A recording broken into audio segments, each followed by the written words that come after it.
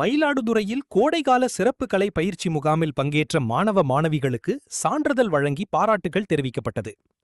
மயிலாடுதுறை அருகே கூரைநாடு பகுதியில் உள்ள கிட்டப்பா மேல்நிலைப் பள்ளியில் கோடைகால சிறப்பு கலை பயிற்சி முகாம் நடைபெற்றது.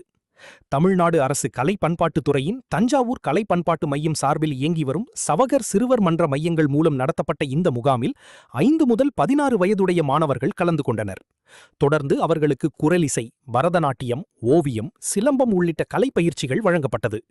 10 நாட்கள் நடைபெற்ற இந்த முகாமில் நிறைவு நாளான இன்று தலைமை ஆசிரியர் அன்புச்செழியன் தலைமையில் கூட்டுறவு தணிக்கை அலுவலர் பிரபு மற்றும் இளநிலை கூட்டுறவு தணிக்கையாளர் அன்புமாணிக்கம் ஆகியோர் சிறப்பு விருந்தினராக கலந்து கொண்டு மாணவர்களுக்கு சான்றிதழ் மற்றும் பரிசுகளை வழங்கி பாராட்டுகளை தெரிவித்துக் கொண்டனர்.